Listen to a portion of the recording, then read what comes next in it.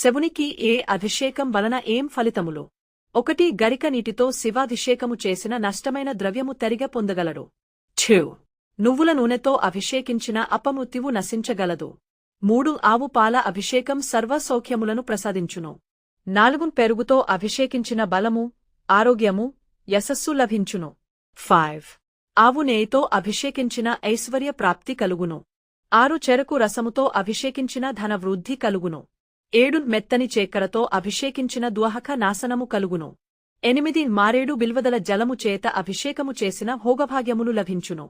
9 తేనెతో అభిషేకించిన తేజోవృద్ధి కలుగును. 10 పుష్పోదకము చేత అభిషేకించిన భూలాభము కలుగును. 11 కొబ్బరి నీటితో అభిషేకము సకల సంపదలను కలిగించును. 12 రుద్రాక్ష జలాభిషేకము సకల ఐశ్వర్యములనిచ్చును. 13 భస్మాభిషేకంచే మహాపాపాలు నశించును. 14 గంధోదకము చేత అభిషేకించిన సత్పుత్ర ప్రాప్తి కలుగును. 15 బంగారపు నీటితో అభిషేకము వలన ఘోర దారిద్రము నశించును. 16 నీటితో అభిషేకించిన నష్టమైనవి తరిగె లభించును. 17 అన్నముతో అభిషేకించిన అధికార ప్రాప్తి, మోక్షము మరియు దీర్ఘాయువు లభించును. శివపూజలో అన్నలింగార్చనకు ప్రత్యేక ప్రాధాన్యత కలదు. పెరుగు కలిపిన అన్నముతో శివలింగానికి మొత్తంగా అద్ది, మెత్తుట పూజ చేయుదురు. అద్దిన అన్నాన్ని అర్చనానంతరము ప్రసాదముగా పంచి పెట్టెదరు. చూడటానికి ఎంతో చాలా బాగుంటుంది అన్నలింగార్చన.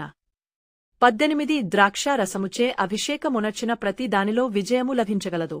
19 ఖర్జూర రసముచే అభిషేకము శత్రుహానిని హరింపజేస్తుంది. 20 నేరేడు పండ్ల రసముచే అభిషేకించిన వైరాగ్య సిద్ధి లభించును.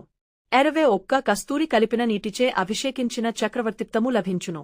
22 నవరత్నోదకముచే అభిషేకము ధాన్యము, బృహ, భోవృద్ధిని కలిగించును. 23 మామిడి పండ్ల రసము చేత అభిషేకము చేసిన దీర్ఘ వ్యాధులు నశించును. 24 పసుపు నీటితో అభిషేకించిన మంగళప్రదము అగును. శుభకార్యములు జరుగగలవు.